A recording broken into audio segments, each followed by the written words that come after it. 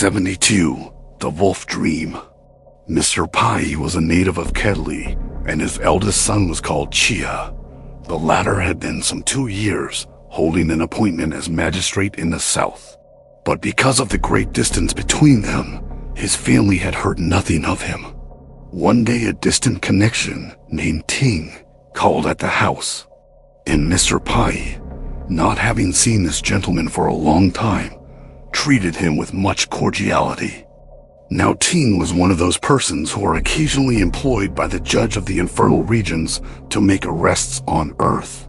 And as they were chatting together, Mr. Pai questioned him about the realms below. Ting told him all kinds of strange things, but Pai did not believe them, answering only by a smile.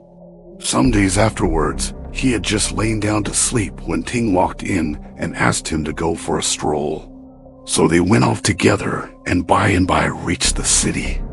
"There," said Ting, pointing to a door, "lives your nephew," alluding to a son of Mr. Pai's elder sister, who was a magistrate in Honan. And when Pai expressed his doubts as to the accuracy of this statement, Ting let him in when, lo and behold, there was his nephew sitting in his court dressed in his official robes. Around him stood the guard, and it was impossible to get near him. But Ting remarked that his son's residence was not far off, and asked Pai if he would not like to see him too. The latter assenting, they walked along till they came to a large building, which Ting said was the place. However, there was a fierce wolf at the entrance, and Mr. Pai was afraid to go in.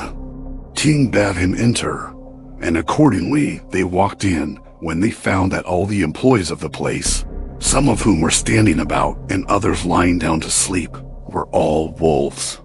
The central pathway was piled up with whitening bones, and Mr. Pai began to feel horribly alarmed, but Ting kept close to him all the time, and at length they got safely in. Pai's son, Chia, was just coming out, and when he saw his father accompanied by Ting, he was overjoyed, and asking them to sit down, bade the attendants serve some refreshment. Thereupon a great big wolf brought in his mouth the carcass of a dead man, and set it before them, at which Mr. Pai rose up in consternation and asked his son what this meant. "It's only a little refreshment for you, father," replied Chia. But this did not calm Mr. Pai's agitation, who would have retired precipitately had it not been for the crowd of wolves which barred the path. Just as he was at a loss what to do, there was a general stampede among the animals which scurried away, some under the couches and some under the tables and chairs. And while he was wondering what the cause of this could be, in marched 2 knights in golden armor, who looked sternly at Chia and, producing a black rope, proceeded to bind him hand and foot. Chia fell down before them and was changed into a tiger with horrid fangs. And then one of the knights drew a glittering sword and would have cut off its head had not the other cried out, "Not yet, not yet, that is for the 4th month next year. Let us now only take out its teeth."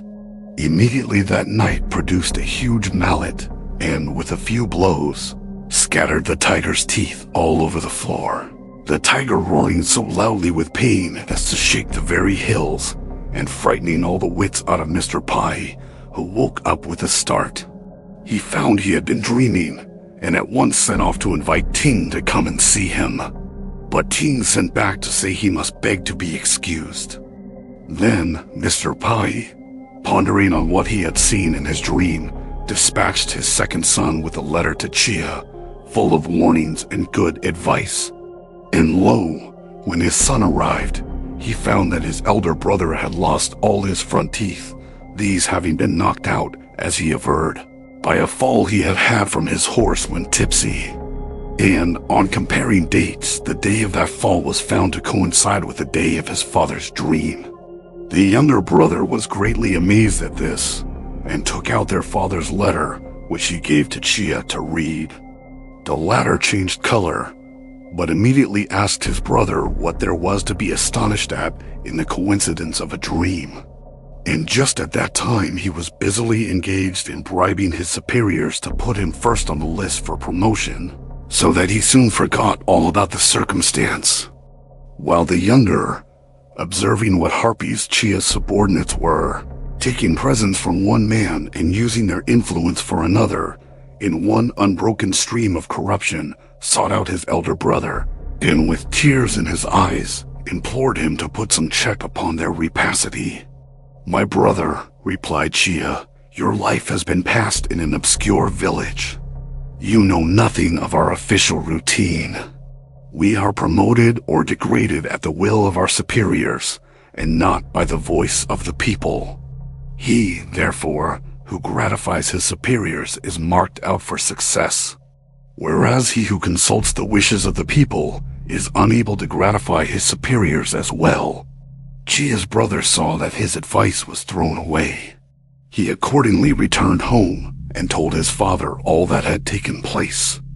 The old man was much affected, but there was nothing that he could do in the matter, so he devoted himself to assisting the poor in such acts of charity, daily praying the gods that the wicked son alone might suffer for his crimes and not entail misery on his innocent wife and children. The next year, it was reported that Chia had been recommended for a post in the Board of Civil Office, and friends crowded the father's door, offering their congratulations upon the happy event. But the old man sighed and took to his bed, pretending he was too unwell to receive visitors. Before long, another message came, informing them that Chia had fallen in with bandits while on his way home, and that he and all his retinue had been killed. Then his father arose and said, "Verily the gods are good unto me, for they have visited his sins upon himself alone." And he immediately proceeded to burn incense and return thanks. Some of his friends would have persuaded him that the report was probably untrue, but the old man had no doubts as to its correctness, and made haste to get ready his son's grave. But Chia was not yet dead. In the fatal fourth moon, he had started on his journey and had fallen in with bandits, to whom he had offered all his money and valuables. Upon which the latter cried out, "We have come to avenge the cruel wrongs of many hundreds of victims. Do you imagine we want only that?" They then cut off his head, and the head of his wicked secretary, and the heads of several of his servants who had been foremost in carrying out his shameful orders, and were now accompanying him to the capital. They then divided the booty between them and made off with all speed. Chia's soul remained near his body for some time, until at length a high mandarin passing by asked who it was that was lying there dead. One of his servants replied that he had been a magistrate at such and such a place, and that his name was Pai. "What?" said the mandarin, "the son of old Mr. Pai? It is hard that his father should live to see such sorrow as this. Put his head on again." Then a man stepped forward and placed Chia's head upon his shoulders again, when the mandarin interrupted him, saying, "A crooked-minded man should not have a straight body. Put his head on sideways." By and by, Chia's soul returned to its tenement, and when his wife and children arrived to take away the corpse, they found that he was still breathing. Carrying him home, they poured some nourishment down his throat, which he was able to swallow. But there he was at an out-of-the-way place, without the means of continuing his journey. It was some 6 months before his father heard the real state of the case, and then he sent off the second son to bring his brother home. Chia had indeed come to life again, but he was able to see down his own back, and was regarded ever afterwards more as a monstrosity than as a man. Subsequently, the nephew, whom old Mr. Pai had seen sitting in state surrounded by officials, actually became an imperial censor, so that every detail of the dream was thus strangely realized. Thanks for watching. Please like the video and subscribe to the channel for more excellent content.